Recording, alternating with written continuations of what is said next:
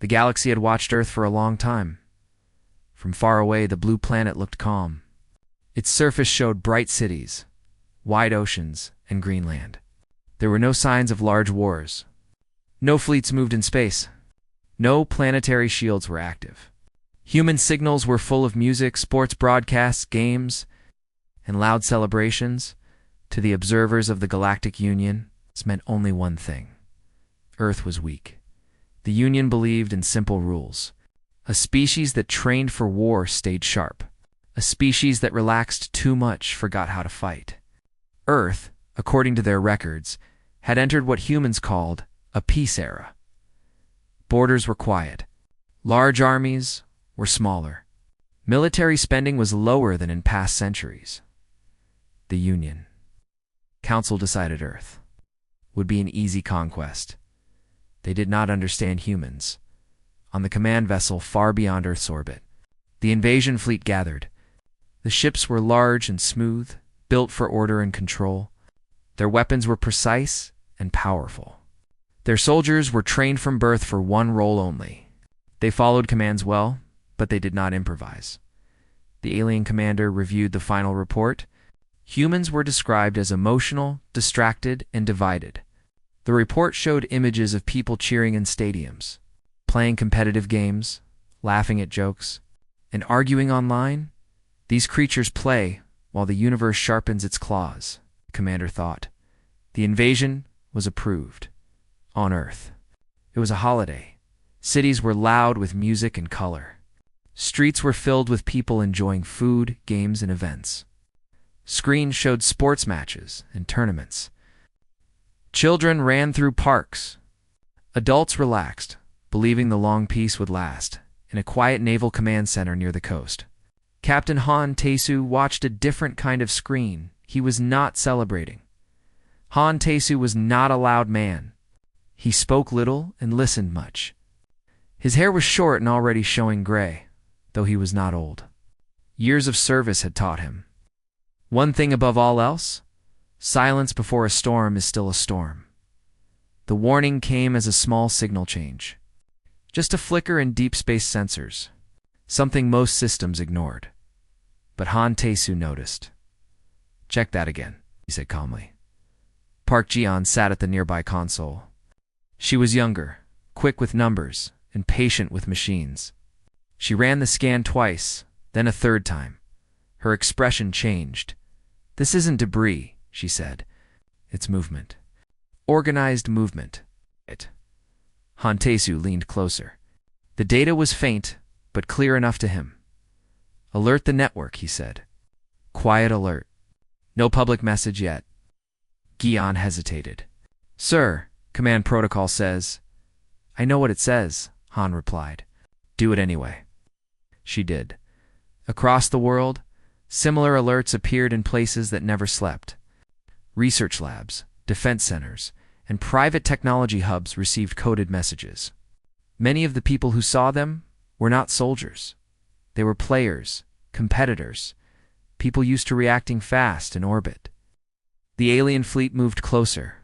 Their ships broke stealth, confident that Earth would not notice in time. Landing points were chosen near major cities. The goal was shock and surrender. The first ship entered the atmosphere over the ocean. People on the beaches saw it at first. They thought it was a show. Someone laughed and pointed. Phones were raised. Videos streamed live across the planet. Then the sound came. The sky shook. The ship slowed and hovered, massive and dark. Water below boiled. Waves crashed against the shore. Panic spread, but not everywhere. Some people ran. Others froze. But many reacted in strange ways. Groups formed. Messages spread faster than fear. "Is this real?" "Stay calm. Follow emergency routes." The alien ship released smaller craft. Soldiers descended in perfect formation. They expected screams. They expected chaos. Instead, they saw organization. Traffic flowed along marked paths.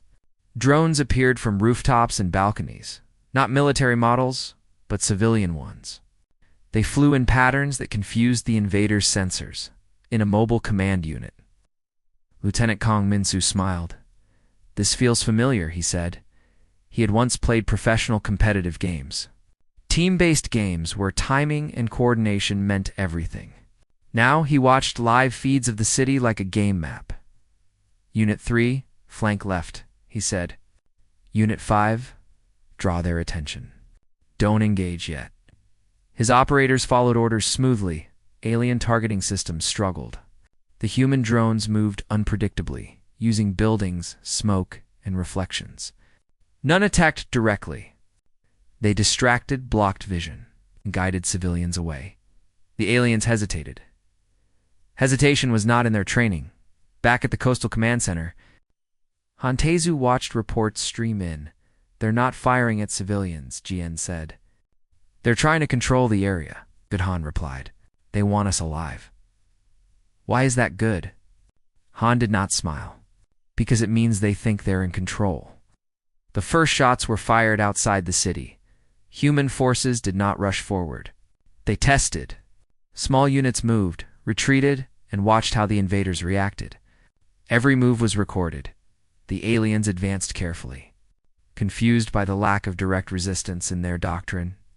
Enemies either fought or surrendered. Humans were doing neither. In a university dorm across the city, Lee Sua sat in front of her computer. She had been in the middle of a speed run when the alert appeared. "Unknown network." "Invitation," she accepted without thinking. A new interface opened. It looked like a game, but the data was real. Live enemy positions. System vulnerabilities. Pathways marked in color. Her eyes widened. "This is messy," she whispered. She typed fast, sending notes back through the system. "They use fixed logic," she wrote. "Exploit the delay between decision layers." Her message reached people who understood. The aliens pushed deeper into the city. They set up control zones and broadcast demands. Submit, disarm. Compliance ensures survival. Humans listened. Then they laughed. Not loudly. Not in mockery. In recognition. This was not the first time humans had faced something. Bigger than them, the peace era had. Not erased history. It had studied it. Han Taesu stood as the first full report arrived. "Sir," Jian said quietly, "they've committed." Han nodded. "Then the game has started." Above the city, the alien commander watched the unfolding situation. Human resistance was strange, but still small. Casualties were low. Control zones held. "This is easier than expected," the commander said. But something felt wrong. Human signals did not show despair. They showed excitement, focus, cooperation. The commander did not know this. But across the planet, millions of humans felt the same thing, the familiar pressure, the rush, a moment when play became serious, and serious became fun. The invasion had begun, and Earth was just warming up. The alien soldiers believed the first hours would decide everything. They moved through the city with careful steps. Weapons raised, armor sealed. Their formations were perfect. Every movement followed a plan written. Long before the invasion began, but the city did not react the way they expected. Instead of collapsing, it adjusted. Streets emptied fast, but not in panic. People followed routes that shifted in real time on public screens and personal devices. Barricades appeared where there had been none an hour earlier. Lights changed to guide movement. Doors unlocked or sealed without orders from any central authority. The aliens scanned constantly. They searched for command centers, military hubs, leaders. They found too many. Every few blocks, resistance appeared in a new form. Not soldiers at first, but machines. Drones of many sizes. Ground units made from construction equipment, delivery vehicles, and modified service robots. None carried heavy weapons, yet all slowed the advance. When the aliens fired, the machines scattered. When they advanced, the machines regrouped. Nothing behaved as predicted. From a temporary command post inside a reinforced building, Kong Min-soo watched the battle like a moving puzzle. Multiple screens showed different zones of the city. Colors shifted as control changed. They're learning, one operator said. Too slow, Kong replied. They don't know what matters yet. He pointed at a map layer, showing civilian networks. They think this is noise, he said. It's not. It's our strength, he sent a short message.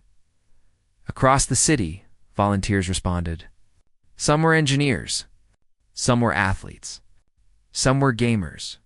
Some had never worn a uniform in their lives, but all of them understood rules. Timing and cooperation.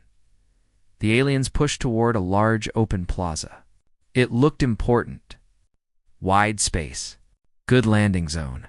Clear lines of fire. They walked straight into a trap. The ground shifted. Hidden panels opened and closed.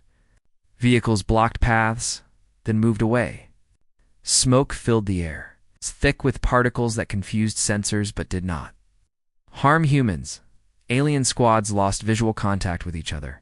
Human teams moved through the smoke, tagging targets, marking armor weak points, and retreating before counterfire. The aliens fired wildly. Their commander watched in growing frustration. Why are they not defending? He demanded. They are avoiding direct conflict, an advisor said. Perhaps they are afraid. The commander stared at the data. No, he said slowly. They are practicing. In the coastal command center, Hantesu listened to reports without interruption. He stood with his hands behind his back, his eyes fixed on the main display. They are testing enemy reaction times, Gion said. Collecting behavior data, Han nodded. Limit casualties, he said. Keep pressure constant. No decisive strike yet. Gion looked at him. Sir, she said carefully. Some units are asking when we go on the offensive. Han did not answer right away. When people play, he said at last, they learn fastest when the challenge feels real. Not overwhelming. Not easy, Ewan understood. The aliens tried to secure communication towers. Each time they took one, it went dark. Backup systems activated. New towers appeared from mobile. Platforms. Human communication did not slow, it multiplied. The alien fleet in orbit sent down more units. Heavier machines. Stronger weapons. This time, humans responded with force. A convoy of military vehicles appeared on a main road, moving fast. Alien units turned to face them. Then the convoy split. Vehicles peeled away in different directions, leaving behind automated weapon platforms that opened fire just long enough to draw attention. From above, drones dropped magnetic charges that locked alien joints and slowed movement. Human infantry followed, precise and calm. The aliens suffered there first. Heavy losses, shock spread through their ranks. They had not expected humans to be this coordinated. In orbit, the alien commander demanded an update. They are adapting faster than projected. An officer admitted. Impossible, the commander said. They lack unified doctrine. They appear to share experience in real time, the officer replied. Failures are corrected within minutes. The commander fell silent. On Earth, screens around the world showed the invasion. Some feeds were delayed. Some were raw. People watched as their cities became battlefields. Fear existed, but so did excitement. Communities organized supply lines, medical aid, shelter zones. People competed to optimize routes and response times. It looked like chaos. It was not in her dorm room. Lisua leaned forward, eyes burning with focus. She had not slept. Her screen showed alien system logic mapped into paths and nodes. They reuse patterns, she muttered. That's their mistake. She sent another message. Force loop conditions, she wrote. Make them wait for permission that never comes. Minutes later, alien units froze mid-advance, locked in command delays. Human teams moved around them like water around stones. The aliens began to feel something. It's unfamiliar. Frustration. They had trained for war, but not for confusion. Their doctrine valued control. Above all else, humans did not seek control. They sought momentum. A counterattack struck at dusk. Human forces surged from multiple directions, not to reclaim territory, but to disrupt alien supply lines. Dropships were damaged. Landing zones became unsafe. Alien units were forced to ration. Energy. Morale dropped. The commander ordered harsher measures. Demonstrate power, he said. Break their spirit. A city district was targeted. The weapon fired. Buildings shook. A section of the skyline collapsed. Silence followed. For a moment, Commander believed he had succeeded. Then human signals spiked. Not fear, anger. Rescue teams moved instantly. Civilians rushed toward danger, not away from it. Machines cleared rubble with speed, born of practice, within minutes. Survivors were pulled free, and human resistance intensified. The aliens had crossed a line. Han Taesu received the report and closed his eyes for one long breath. Authorize. Phase shift, he said. Geons. Hands moved fast. Across the world, new systems came online. Technologies once used for sport, testing, and competition were unlocked for combat. Simulation. Arenas became command hubs. Training grounds became factories people who had played for fun. Now played for survival, the aliens felt the change. Immediately, human attacks grew bolder, riskier, smarter traps. Turned lethal, ambushes became relentless. The commander stared at the data, disbelief hardening into fear. These humans, he whispered. They enjoy this. He was wrong. Humans did not enjoy war. They enjoyed the challenge of overcoming it. As night fell, the city glowed with fires and lights. Above it all, human drones formed patterns in the sky, guiding movement, sharing data, adapting constantly. The invasion was no longer proceeding as planned, and somewhere deep in alien command channels, a forbidden question appeared. What if Earth's peace era was not weakness? What if it was preparation? The thought spread, and fear followed. Night did not slow the humans. For the alien forces, darkness was a problem. Their vision systems adjusted, but the city became louder, faster, and more confusing after sunset. Lights flickered in patterns that did not repeat. Sounds echoed from places where no one was visible. Signals bounced, split, and returned altered. For humans, night was familiar. They had trained in it for centuries. From rooftops and alleys, human units moved with confidence. Some wore standard gear. Others wore modified sports equipment, reinforced and adapted. Helmets designed for racing now carried sensors. Protective pads used in games now stopped fragments in heat. The aliens watched this with disbelief. These humans had turned play into protection. In a converted sports arena, the floor glowed with maps and data. Seats once filled with cheering crowds now held engineers, planners, and volunteers. The air buzzed with voices, calm but focused. Kong Minsu stood at the center, hands moving as he adjusted layers of information. They're switching patterns, someone said. Good, Kong replied. So are we. He sent updates through the network. Human units changed routes at once. No orders were repeated. No movement stayed predictable for long. Alien squads tried to adapt. They adjusted formations, slowed advances, increased firepower. It did not help.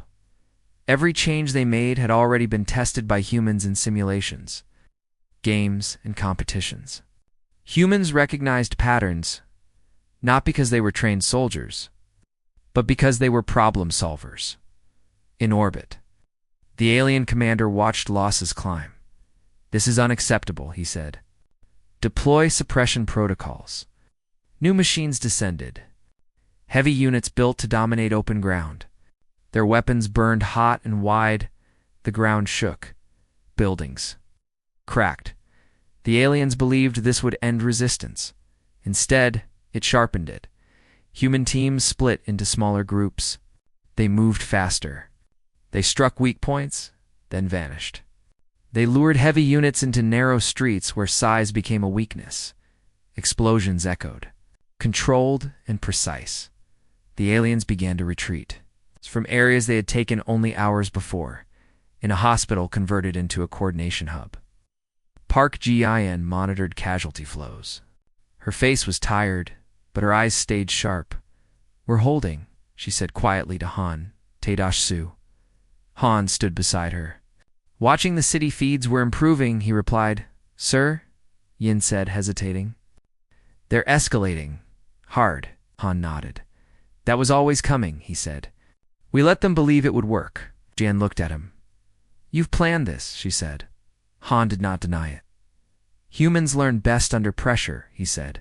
"So do our enemies." Across the city, a new signal went live, not a command, an invitation. People with certain skills saw it appear on their devices: athletes, engineers, gamers, pilots, medics, builders.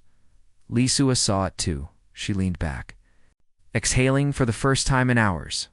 "Finally," she whispered. The interface expanded. It was no longer just analysis. It was control. She took a deep breath and began. Alien systems started failing in strange ways. Doors opened at the wrong time. Shields flickered for seconds that felt like forever. Targeting systems locked onto empty space. Humans did not waste these moments. They struck with speed, accuracy. Alien officers tried to regain control, issuing strict commands. Demanding order, order did not return. The aliens were facing something new. A species that treated chaos as a tool in one district. An alien unit became surrounded. Human forces did not rush in. They waited. The aliens grew nervous. Then music played. It echoed through the streets, loud and steady. A rhythm humans recognized instantly. Human units moved in time with it. Coordinating without speaking, the aliens panicked. They fired wildly. The humans closed in. Minutes later, the district was clear. Prisoners were taken. The alien commander demanded answers. "Why do they signal each other with noise?" he shouted. An advisor hesitated. "It appears to improve coordination," the advisor said. "They associate sound with timing." The commander stared. "They fight like they celebrate," he said. "Yes," the advisor replied. "And they celebrate often." The commander felt a chill. On the ground, human morale rose. Not because of victory, but because of progress. Every mistake was shared. Every success was copied. People laughed between moments of danger. The aliens watched this and did not understand. War to them was suffering to humans. It was a test. The aliens attempted a coordinated strike on the arena command hub. Missiles fell. Human defenses responded instantly. Systems once used for sport tracking became interceptors. Drones collided with incoming fire. Sacrificing themselves without hesitation, the arena shook but held. Inside, no one screamed. They adjusted. Hantezu received confirmation of the attack's failure. "Good," he said. "They're desperate." Sir Gian said, voice low. "Orbital scans show hesitation. Their fleet is holding back." Han looked up. "They're afraid to commit," he said. "They no longer trust their own plans." The aliens held a command council in orbit. Voices overlapped. Blame spread.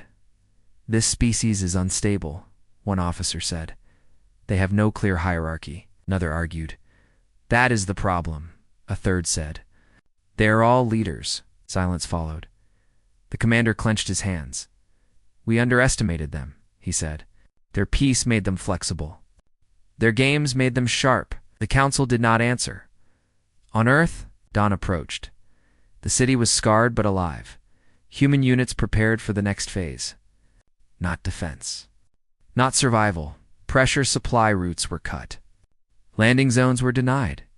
Alien units found themselves isolated. Some surrendered. Others fought harder. Human responses stayed measured. They were learning how far to push. Lee Sua closed her eyes for a moment as data stabilized. "They're cracking," she said softly. Kung Minsu nodded. "Then let's keep it fun," he replied. Above the planet, the alien commander watched the sun rise over Earth. He felt something he had never felt before: respect and fear. The invasion was no longer about conquest. It was about escape and the humans. We're just getting started. Morning light spread across the city, revealing smoke, broken streets, and moving lines of people and machines. The night had been hard, but the city was not broken. It breathed, adjusted, and prepared. The alien forces felt the change immediately. Human movement was no longer reactive. It was intentional. Paths were chosen with care. Attacks came in waves that tested, learned, and then returned stronger. The invaders were no longer facing scattered resistance. They were facing pressure from every direction. Alien units tried to regroup. They failed. Supply drops missed their marks. Signals arrived late or not at all. Orders conflicted. Units waited for permission that never came. Humans did not wait. In the command arena, the air was quiet despite the noise of data. Kong Min-Su watched a set of indicators turn steadily in Earth's favor. "They're folding inward," he said. "They're protecting themselves now." "That means we control the pace," another planner replied. Kong nodded. "Keep it that way," he said. "No rush." Across the city, human teams targeted alien logistics instead of soldiers. Power nodes. Landing guidance. Repair units. Nothing flashy. Just constant loss. The aliens felt smaller by the hour. In orbit, the alien commander stared at the tactical display. Red warnings filled the screen. "This planet is not fighting a war," he said quietly. "It is solving a problem." No one answered him. On the ground, Han Tae-soo moved between field stations. He spoke little. When he did, people listened. "We don't need to win fast," he told a group of commanders. "We need to win clean." They understood. Human units began to surround alien zones without closing in. They blocked exits, cut signals, and waited. Food ran low. Energy cells drained. Alien soldiers grew tired. They were not trained for this. They were trained for clear battles, not endless pressure. Some tried to break out. They failed. Others raised their weapons and then lowered them. They surrendered. Humans took prisoners carefully. Medical aid was given. Weapons were removed. This confused the aliens more than any attack. "Why do they preserve us?" one alien soldier asked. No one answered. Lee Sua watched surrender markers appear across her screen. She slowed her typing.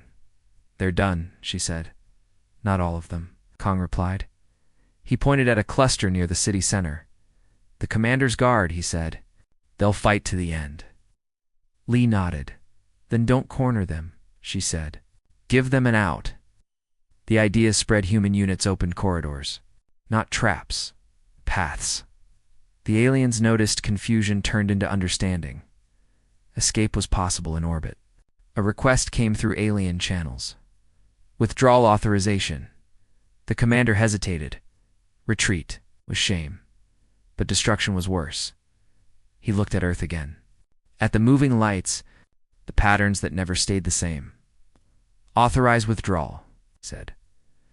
The order went out. On the ground, alien units began to pull back. Dropships descended under heavy observation. Humans did not fire. They watched. Some alien units rushed. Human pressure increased. It's just enough to keep order. No chaos, no massacre. The commander's guard attempted one final strike. A desperate push toward the arena. Human response was immediate. The path closed.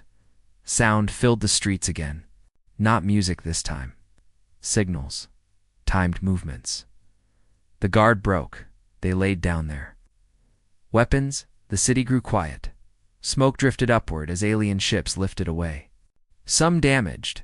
Some intact. None victorious. On the ground, humans did not cheer. They worked. Fires were put out. Roads cleared. Wounded treated. Data archived. People hugged. Some cried. Many laughed in relief. Han Tae-soo stood on a rooftop and watched the last alien ship vanish into the sky. "They'll tell others," Yin said beside him. "Yes," Han replied. "And they'll be careful with their words." Gian smiled faintly. They thought peace meant weakness, she said. Han looked back at the city. No, he said. They thought peace meant we stopped playing.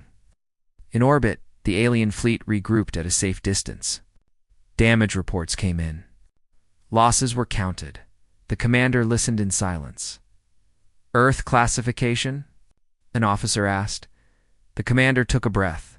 Not peaceful, he said. Not hostile. Paused. Prepared. He finished. On Earth, the day continued.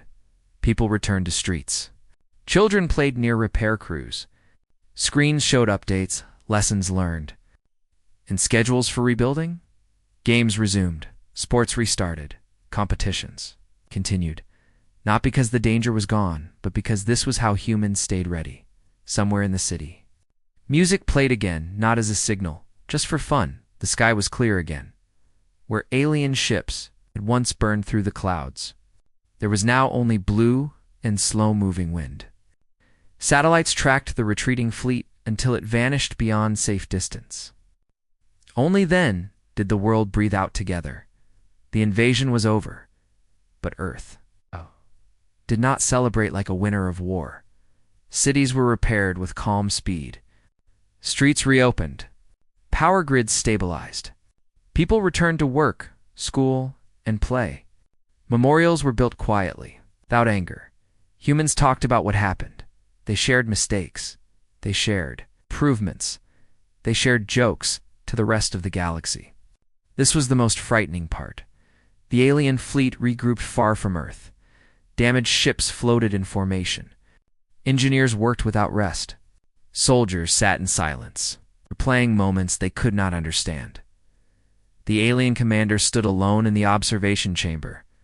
Earth was now a distant point of light. He had lost. But more than that, he had learned. A council message arrived from the Galactic Union. They demanded a full report. The commander began. They were not at war, he said. They were active. The council pressed for clarity. They fought without hatred, he continued. They adapted without fear. They treated every encounter as a lesson. Some council members objected. That is impossible, one said. A species at peace grows dull. The commander shook his head. No, he said. A species that plays grows sharp. He explained human culture as he had seen it. Games that rewarded speed and thinking. Sports that trained endurance and teamwork. Competitions that taught people to fail, adjust, and try again. They do this for enjoyment, he said. But enjoyment does not make them careless. It makes them practiced. Silence filled the council chamber. On Earth, Hontesu submitted his final report. It was short. Defense successful, it read.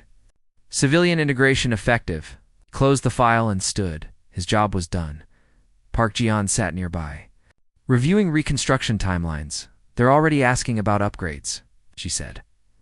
Han allowed himself a small smile. Of course they are, he replied. Kong Minsu walked into the room. Tired but satisfied. Some of the volunteers want to stay involved, he said. They're asking for more drills. More simulations. Han nodded. Give them challenges, he said. That's how they learn. In her dorm room, Lee Sua finally slept. When she woke, messages waited, offers, questions, invitations. She ignored most of them instead. She opened a familiar game, not to escape, but to test something new, across the planet. Life continued. Children played games in parks rebuilt with stronger materials. Athletes trained with new equipment. Engineers ran simulations based on real combat. Data.people argued online. People laughed. People competed. To an outside observer, it looked like nothing had changed, but the galaxy knew better. The Galactic Union updated its records. Earth's classification was revised. Not a developing world, not a peaceful one, not a hostile one. The new label carried a warning. Engagement discouraged. Behavior unpredictable. Population highly adaptive. Some species laughed at the report. Others paid close attention. Trade envoys replaced invasion fleets. Observers replaced soldiers. Diplomats arrived carefully, watching human behavior with new respect. Humans welcomed them with games, with sports, with friendly competition. Some aliens were confused, others were terrified. The alien commander watched one final broadcast from Earth before ending the report. A global event, a tournament. Humans competed fiercely. They lost. They won. They learned. The commander understood then. Earth's peace era had never been a pause. It had been practiced back on Earth. Music filled the streets again. Not as a signal, not as a weapon, just as sound. People gathered. Lights shone. Laughter rose. The planet turned. The games went on, and far away. The galaxy quietly agreed on a new rule. Never invade humans when they look like they are having fun. The galaxy did not forget. Earth it tried to pretend it had. Trade resumed. Borders shifted. Old conflicts returned to their usual shape. But in quiet rooms and sealed archives, the name of the blue planet remained. Earth reports, but it grew thicker with every cycle. Human activity increased after the invasion. Not in weapons alone, but in culture. Sports leagues expanded. New games spread across networks. Simulations grew more complex. More social, more intense. To humans, it was growth. To the galaxy, it was warning. The first diplomatic mission arrived 2 years later. Not warships, observers. They came carefully, broadcasting peaceful intent, following every protocol twice. Earth accepted. The visitors landed in a rebuilt city, one that still carried scars but also color. Buildings were stronger now. Streets were wider. Parks were full. The alien envoys stepped out and paused. Music played nearby. People cheered. Not for the aliens. For a race, humans sprinted down a long track, laughing and shouting encouragement. Timers flashed. Scores updated. The aliens watched, confused. "Is this a test?" One asked. "No," the guide replied. "It's a weekend event." The aliens did not relax. They were shown training centers that looked like entertainment halls. Walls moved. Floors shifted. People ran through obstacles, competing for time. "Civil defense?" an envoy asked. "Sometimes," the guide said. "Mostly fun." The envoys exchanged uneasy glances. At a global conference, human leaders spoke calmly. There were no threats, no demands. "We prefer peace," one speaker said, "but we stay ready." The aliens remembered those words. Far from Earth, a different species watched closely. They were older, cautious, and curious. They studied humans not through war, but through broadcasts. They saw competition, they saw loss, they saw improvement. These humans rehearse survival every day there. Scholars said a decision was made not to attack, to learn.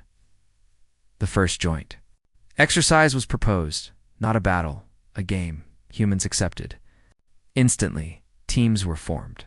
Rules were written. Objectives set. The alien participants trained hard. It was not enough. Humans adapted mid-game, changed tactics, took risks.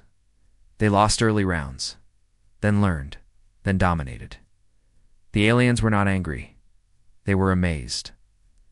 On Earth, Han Taesu watched the exercise from a distance. He was older now, slower, but his eyes were sharp. They're starting to understand. Jin said beside him. "Yes," Han replied, "but not everything." "What are they missing?" she asked. Han watched a group of children playing a complex team game. Arguing, laughing, changing rules on the fly. "That we don't train to win," he said. "We train to adapt across the galaxy." Stories spread. Some exaggerated, some warned, some admired. Earth became a place no one attacked, but many visited. Humans shared their games freely. Some aliens tried them. Some quit, some stayed. Years later, A quiet alert appeared in deep space sensors. Not invasion, exploration. A young alien species had entered faster-than-light travel by accident. Their ships were fragile. Their signals were panicked. They were heading toward Earth. Human systems detected them early. No alarms sounded. No weapons powered up. Instead, messages were sent. Slow down. We see you. You're safe. Alien ships arrived, shaking and damaged. Humans guided them in. They repaired the ships. They fed the crews. They taught them games. The young aliens learned quickly. They laughed. They failed. They tried again, watching from afar. Old powers of the galaxy understood the final truth. Humans did not become dangerous because they loved war. They became dangerous because they loved improvement on Earth. Life went on. Competitions grew larger. Simulations grew deeper. Fun continued. And somewhere beyond the stars, no fleet moved toward the blue planet because everyone now knew Earth was not peaceful. Earth was prepared, and it always would be. Time passed, but attention did not fade. Earth became a reference point in quiet conversations across the galaxy. Not a threat spoken of loudly, but a standard measured silently. If a species trained too slowly, someone would say, like before Earth learned, if a fleet planned a clean invasion, someone else would answer. Not if they play like humans. Earth did not respond to these whispers. It stayed busy. New games appeared every year. Some were simple. Some were hard. Many were strange to outsiders. Humans competed in zero gravity, underwater, in simulated disasters, and in complex social puzzles that required trust and betrayal to humans. It was entertainment to observers. It was rehearsal. A new generation grew up after the invasion. They learned about it in school, not as a tragedy, but as a lesson. Teachers spoke about adaptation, teamwork, and learning under pressure. They did not glorify violence. They explained preparation. Children listened, then returned to play. Far from Earth, a coalition of old powers met in secrecy. These were species that had ruled space for thousands of years. They had defeated countless worlds. Earth unsettled them, not because of its weapons, because of its mindset. One voice finally spoke. "We cannot defeat them," it said, "but perhaps we can understand them." A plan formed. A test. Not an invasion. A crisis. An artificial disaster was created near an unclaimed system. A failing star. Broken habitats. Simulated refugees. Everything carefully controlled. They sent a distress signal. Earth received it. Human. Response was immediate, not military. Logistical. Rescue fleets launched within hours. Civilian ships, medical units, engineers, and volunteers filled the routes. Games were paused, but only briefly, because the response itself became one. Teams competed to stabilize habitats fastest. Others raced to optimize supply routes. Some tested new methods under pressure. Lives were saved. The observers watched. Closely, humans coordinated without command. They shared success openly. They fixed mistakes without blame. When the crisis ended, Earth left no demands, no claims. The coalition was shaken. They turned disaster into practice. One leader said, "Yes," another replied, "and practice into kindness." On Earth, Hantesu passed away quietly not long after. His memorial was small. No statues, no grand speeches. People shared stories instead. Park. Gian attended and smiled through. "Tears," he always said, "learning never stops." She told a young officer. The officer nodded. "I believe him," he said. Kong Minsu retired from command and returned to teaching. His students complained his lessons felt like games. He took that as praise. Lee Sua became known across worlds, not as a hero, as a designer. She built systems that taught aliens how humans thought without words. Through challenge, some species failed, some adapted. Those who adapted survived better. Years later, a new signal appeared. This one was different. A threat, not toward Earth, toward everyone. A force that erased systems instead of conquering them. Silent, efficient. The galaxy panicked. Earth did not. Meetings were held. Plans shared then.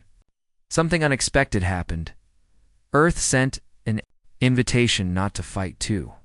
Played a massive simulation went live, spanning hundreds of systems. Rules were simple. Survival through adaptation. Species entered reluctantly. They lost. They learned. They tried again. Patterns emerged. Solutions formed. When the real threat arrived, the galaxy was ready. Not because Earth led them, because Earth taught them how to prepare. Afterward, historians argued about when the galaxy truly changed. Some said it was the first invasion. Others said it was the games that followed, on Earth. None of that mattered. People played. They improved. They adapted, and far across the stars. One truth was now accepted by all. Humanity did not wait for danger. Humanity trained for it, every day, for fun.